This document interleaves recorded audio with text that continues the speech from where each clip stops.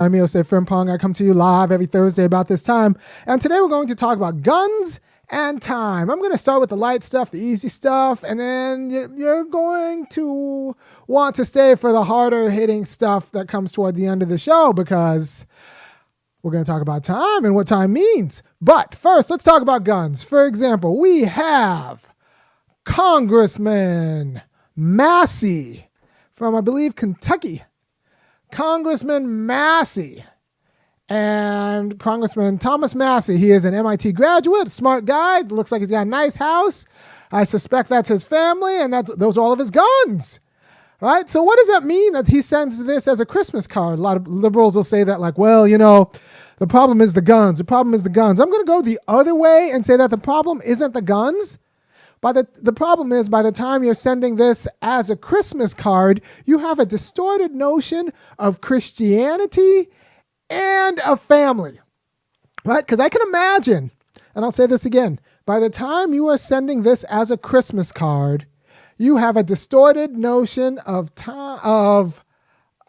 family and Christianity, and that's the problem. Why do I say that's the problem? See, I can imagine someone who actually has an affinity for guns, has all these guns collected, except doesn't send this as a Christmas card because he doesn't think that on the celebration of Jesus' birth, that the message from the celebration of Jesus' birth is that you should bring out all of your guns, right? Because, you read Luke, you read the Bible, it turns out that Mary and Joseph didn't fare too well with the innkeepers, and they pretty much had to sneak into a manger. So if the nativity was really about the innkeeper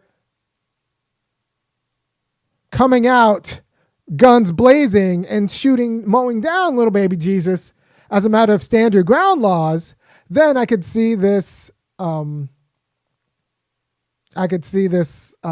fitting. But it turns out that there were no rooms there were no rooms.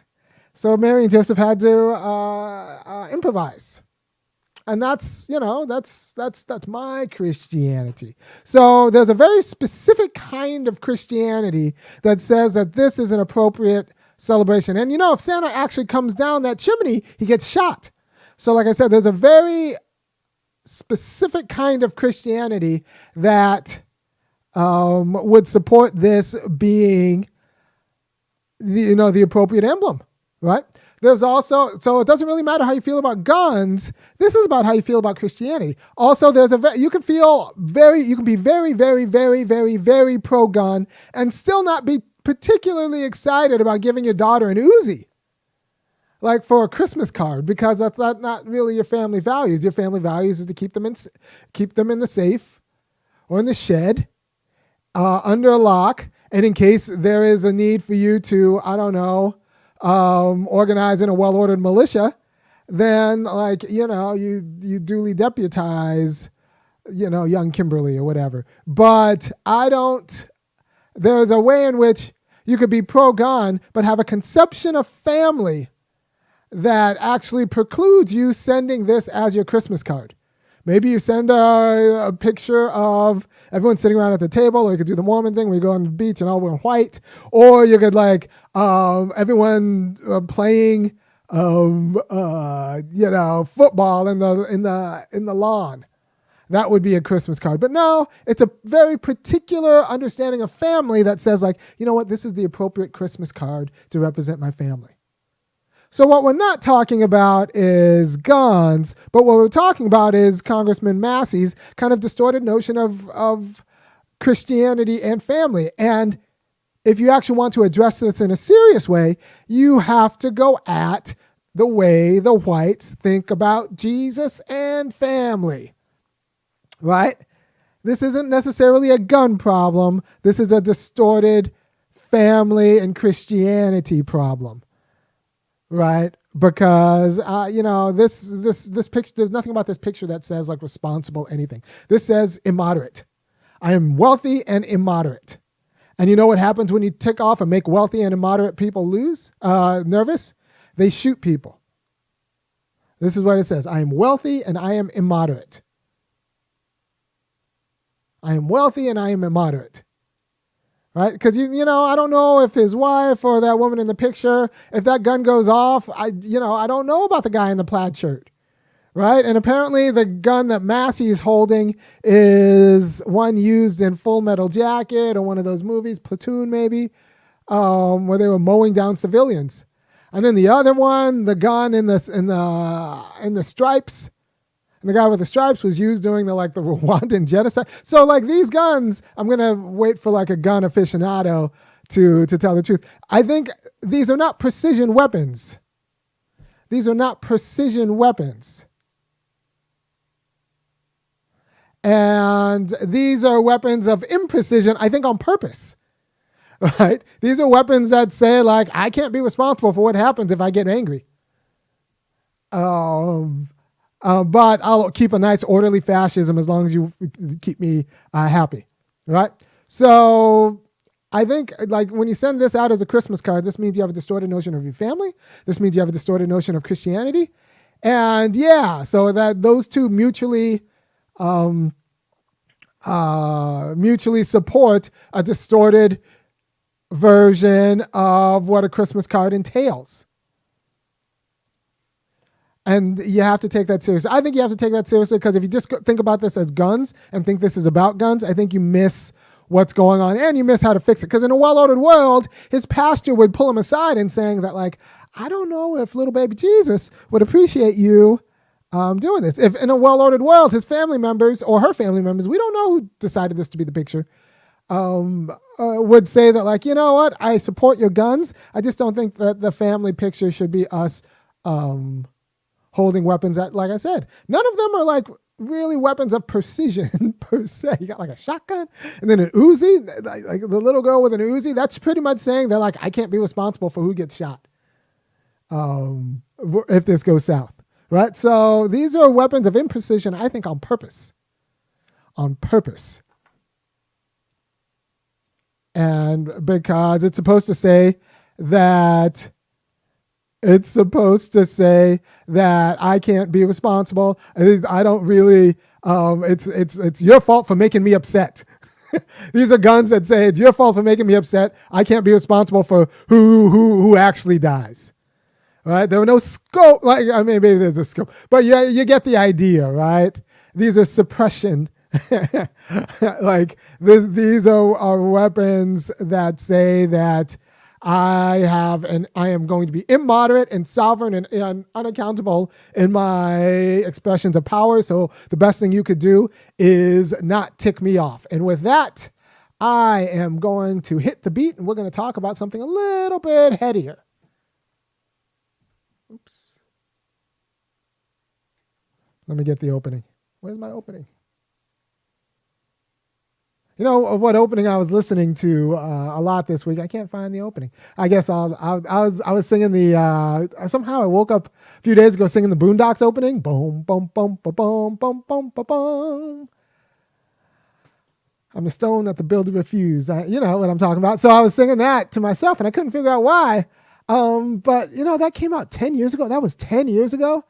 Still relevant today, which means time is, we haven't really gotten much better. I'm stone that the builder refused. Give me a shout out in the comments if you remember the Boondocks. Yeah, I'm a fan. I was a fan, right? So, but all of that is the Boondocks. All of that is still relevant today. Let me get this picture down because I'm not very happy. So that's about Tom Mattacy. If you want to get rid of that kind of whiteness, you don't go after the guns. You go after the church. You go after his conception of the family, because that's what's distorted. Mutually reinforcing institutions of this kind of colonial supremacy. And if you're sending this out, as a Christmas card, this is white supremacy, because your job is to inspire fear into people like me, who now know that you can't be responsible for what you do if something happens to pop off, because these are the guns you have. These are weapons of imprecision on purpose, by design. All right, so now we're going to talk about time. Different conversation. I'm reading a book by a guy named Collingswood, R.G. Collingswood. He's kind of a philosopher and a philosopher of history. I read his book on history in my 20s. I didn't quite get it, but I think that was more about me than him. But he's writing a book about nature now, and I'm a bit of, I'm a philosopher, I'm a bit of an omnivore when it comes to everything that is. So I study nature, and I was just helping out a professor in this philosophy of science class. So like in philosophy of science and philosophy of nature kind of have a dual or have a share an origin. And so I read this book. I'm reading this book by Collingswood, and it's very good. And so I'm going to recommend it. The Idea of Nature, right? And I'm going to actually run through a few of the arguments because that's why I'm here. All right. So what does that mean? All right. So the idea of nature, you have to understand the kind of questions you ask about science change based on what kind of thing you think the object is. Right? If you think the object is unchangeable, then the scientific questions you ask are, how is it arranged? What kind of parts are it so that it keeps replenishing itself when its material kind of deteriorates, right? So for the Greeks, the ancients, especially Aristotle, he pretty much thought that, all these things that you study in nature, all these living organisms are eternal, right? They've always been here. They'll always be. So if you're going to study them, what you need to study is how they reproduce themselves. How they replenish, how they develop in a way, how they're organized such that they develop in a way that there will always be deer. There will always be fish. Right? So you need to study the reproduction. You need to study what they look like in maturity. You need to know how all of their organs work in a way that sustains the kind, because the kind is the object of study. Right? Because these things are eternal. You don't really study how the kind changes so much as you study how its parts work together to reproduce the same. Right? So if you're going to study deer, you study, and this is why they call species are species insofar as they reproduce fertile offspring, because that's what it is to be a kind of thing, to be able to reproduce fertile offspring and to actually reproduce fertile offspring. Right? And so aberrations are things that can't reproduce fertile offspring, but actual kinds, natural kinds, reproduce fertile offspring. They move in such a way, they're organized so that their organs move and interact in such a way that it reproduces the kind of thing that it is, because it's taken that its kind is eternal. All right, that's phase one, the ancients. Then you get to the Renaissance, and it stops being so much about how a thing is organized such that it sustains itself, but it's about creation, right? So there's an external creator, which is interesting, right? So it's about creation, and there's an external creator that actually works on materials, right? So with the ancients, you don't really it's not really a materialist. It's not about the matter. It's about the form. It's about the quality of the kind of organs that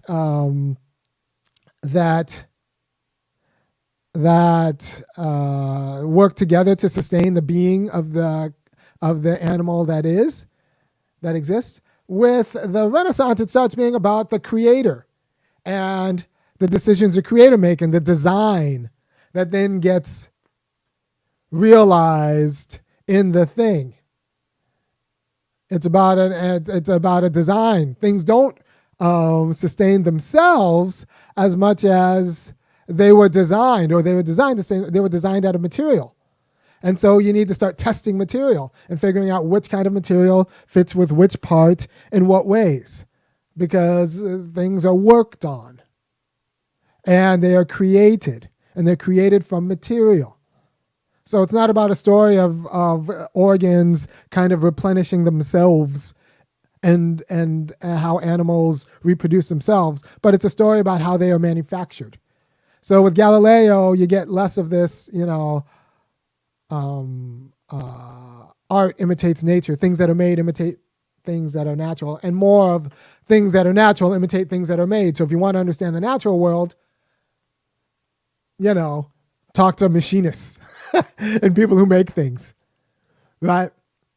And so, and what they do, a lot of times they test materials. That's part of the gig. It's not just designing things. They have to also test materials. So you have to have like a different kind of material science. And it's not just about things as they function, but things prior to their function as you are like thinking about what materials you have in order to build what you want. Right? So we have a lot of tests for materials in a way that you don't have with the ancients, because the ancients don't test materials. They test like the functioning of the thing. as it is whole. They don't have to worry about building it in the same way. They don't think, and they don't call that physics, right? They don't call that nature, right? So matter matters for the Renaissance people in a way that it doesn't matter for the ancients. It's not just form. For Aristotle, it's mostly form. It's the form that makes the thing what it is. If I throw a rock at a cow, throw a rock at a tiger, and throw a rock at an alligator, it's not going to be the matter that or cow, tiger, or what else is about that heavy? I don't know. A baby elephant. The matter isn't going to affect how they react, but their form, because their form is their nature. The form is like the organs they have and how they kind of interact with each other, right? They're all going to be mostly made out of the same matter, blood and bones and all that stuff. All right, so for the Renaissance people, you're talking about not just form, you're talking about also matter, so we have to test matter to find tension and find out like how much stress a thing can take, material can take before you put it in its functioning part, right? So that gets interesting. But what gets really interesting is when we think about not that we're eternal, not that people are created, but when we start thinking that people actually develop out of history, and we get a historical sensibility, that affects the way we think about science. And that kind of paves the way for evolution. Right? So now we're starting to think about people and things and ourselves as developing out of time. Developing. So what does it mean to develop? That means you weren't what you were before. And that you can only study not only people, but things in nature. There's going to be an analog that goes along with them in a bounded period of time. And I'm going to go into I think it's a really good analog or example, but it might be heady, right? So you have a molecule of water. You have a molecule of water that is made up of the interaction of two hydrogen atoms and oxygen atoms. But they have to interact in a certain way, and it takes time for them to interact in a certain way. If you know anything about electrons, they're not really things as much as they're like probability shells that are always kind of moving, but there's not really a that. So the idea is that for a water molecule to be what it is, there needs to be a time that elapses for the hydrogen, oxygen, and the other hydrogen to interact in a certain way. And there's going to be a shorter amount of time where you could take that same molecule, but since you're taking it at a shorter amount of time, it's qualitatively different because you're just dealing with two hydrogens and an oxygen that hasn't gone into the rhythm in the process that would constitute a water molecule, right? So how can I put this more in a less abstract or a less scientific metaphor? If you want to study a baby, you cannot design your study to take 10 years and still think you're studying a baby at the end of your study. Because at the end of your study, your baby has become a 10-year-old. So if you want to study a baby, your study cannot take more than a year. Because after a while, they stop being babies. Right? Because everything that is a thing within a time limit. Oh, hey, my kids are home. That's very exciting. That means I'm wrapping this up soon. So everything that is a thing within a time limit. You don't know if you did very well with your kids until they're 20. Hey, do you want to come say hi to the people? Okay. This is my 6-year-old Graham. Come say hi to the people. Hi. My birthday's on Christmas. This is Graham. Her birthday is on Christmas, and she'll tell anyone who asks. How's your day? Good. All right, so I'm going to finish. Aren't I home early? You are home early. I didn't expect you home for another about 10, 15 minutes. I had a new bus. You had a new bus. All right. Give me 5. And we're going to chat once I'm done here, okay? Okay. All right. Bye. Say bye to the people. Bye. All right. I'll see you soon. That's not. All right. So everything that is a thing within a time period. Not just atoms, but also molecules, and not just molecules, whole people. You don't know if you've been a good parent. I don't know if I'm a good parent. You'll say, that guy's a good dad. I think I'm a good dad. We'll find out when she's 20. when she's 20. You can't just take a slice and think you can study, you can evaluate me based on what you just saw. We'll find out if she's 20. Lots of time for me to screw up. I don't think I will. I have a plan, but like we'll find out when it's done. It's kind of like the movie It's a Wonderful Life. Any slice of George Bailey's life is going to be bad, but when you look at it as a whole, in time, through time, then it turns out to be a good life, right? So everything that is as a matter of time. And so when you're studying people, and when we study nature, if we're going to study the thing that it is, we have to do it like within its respective time. And if we don't do that, he says, if we're kind of biased with respect to how we understand time, and we just kind of study things that are kind of short, we end up studying destructive phenomena and consider them the only historical events. Right? Because it doesn't take as much time to destroy things as it does to build things. So we don't understand how things are built. Right? If we only study wealth, if you only study wealth in the course of a lifetime, you don't understand how wealth is built. If you only study culture, this might be the take-home point. If you only study culture within a lifetime, you don't understand how culture works. If you think that girl you just saw when she's 20 years old is going to be a reflection of me, or it's going to be a reflection of just her, you just see her like randomly, and you don't think she's also going to be a reflection of my tutelage, you don't understand how this works. And honestly, they've been studied. Turned out grandparents, right? So I am who I am because of my dad. My dad's dead now. But he was my parents divorced when I was young, but he was a pretty powerful and particular influence in my life. And a lot of what I am today is because of how particular he was. And then how once he left, I kind of had to figure out other things. And then I'm going to parent her in a particular way, and she's going to be, I think, rather sparkly, and that's going to be a little bit about her, but it's also going to be because of my dad, who's dead, right? So my dad died before she even started school.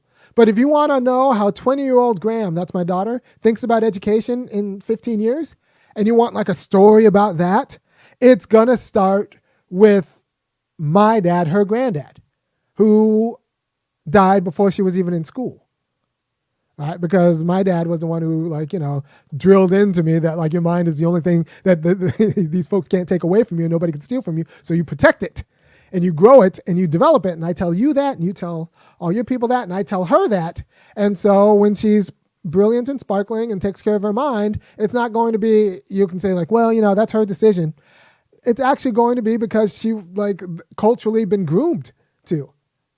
And when you see her in this spot, doing the family business in 10, 15 years, 10, 15 years, beats waiting tables. She'll be doing the funky academic. It's going to be a time-lapsed, event. Can you have, oh yeah. We'll talk about that. Yeah, we'll talk about money for the tomorrow. You got a field trip or something? What's going on? No, it's not a field trip, but they're doing something they're selling things. All right, we'll talk about this, okay? Just all right. Give me money for tomorrow. Maybe. Money for tomorrow. We'll find out. All right. Just give me money for tomorrow. We know that's not going to happen. It's definitely not going to happen if you talk to me that way, okay? But we will have the conversation, and we'll figure it out, okay? Okay, this is it. Odd show with me. Keep on. Well, the people will get used to you, and who knows? Maybe in 10 years, it'll be you sitting here giving the show. Do you think you could do that? With many interruptions? Well, not with any. I might interrupt you every now and then. But for the most part, I think you would be able to handle the show on your own in 10, 15 years. We'll talk about it, okay? Okay. Bye-bye. All right, so. And I will still come again. You'll still come again. All right, so what you need to understand is to understand anything for anything to be what it is, it elapses through time, and you need to study it with its time, with its boundaries, and also space in mind. So if you're going to study black wealth and just take a snapshot, you don't understand wealth, because wealth doesn't happen in a snapshot. It happens through time.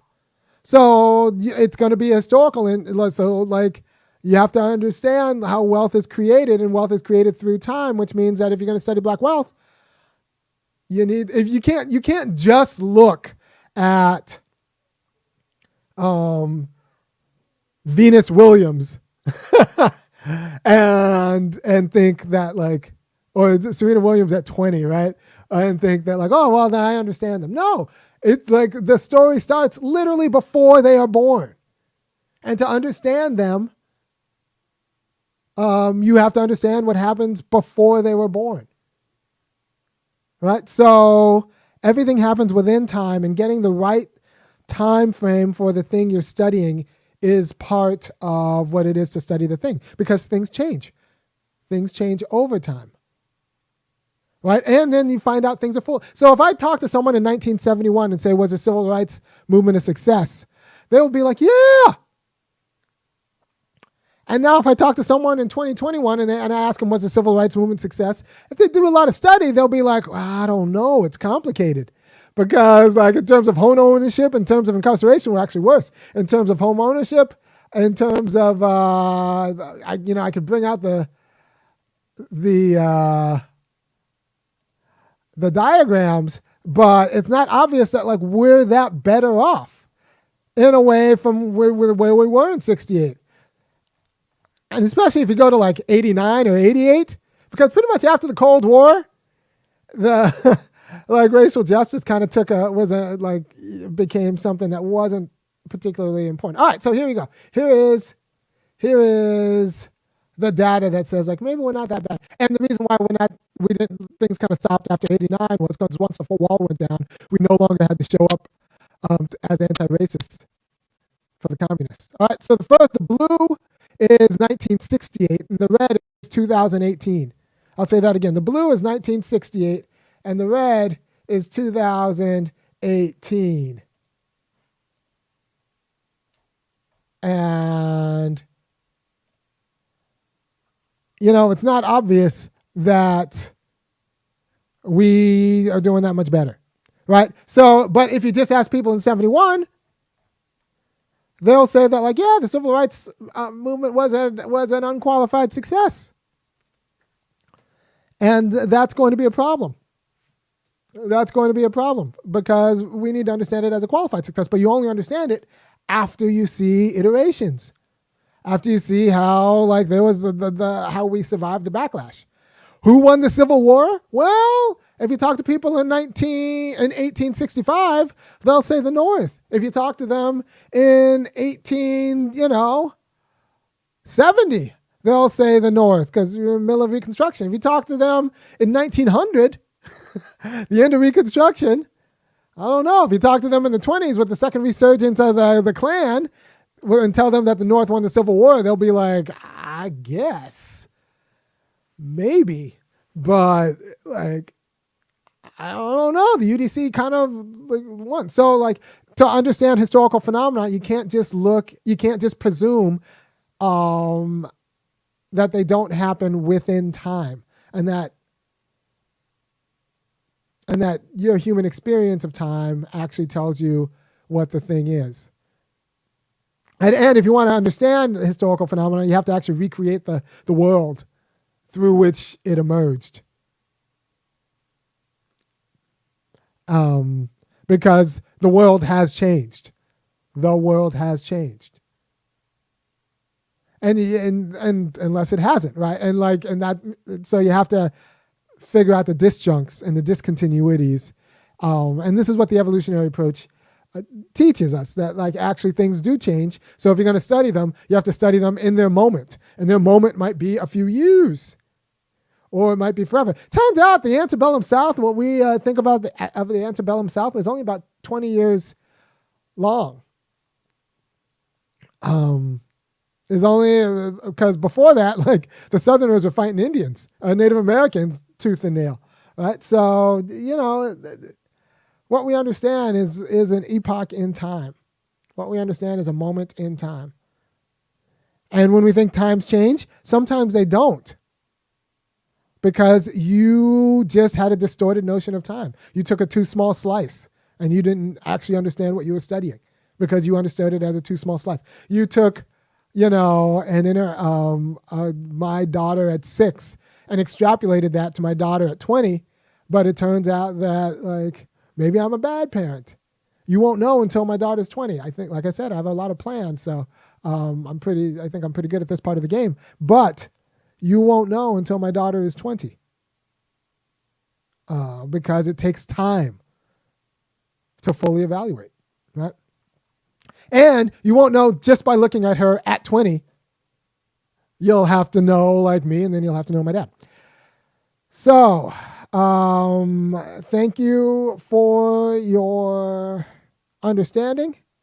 Oh, yeah, if you appreciate anything I say, go ahead and go to www.funkyacademic.com and kick in $5, $15, or $50 a month. And I'll keep doing what I'm doing. The Collingwood book is very good. It's called, once again, The Idea of Nature.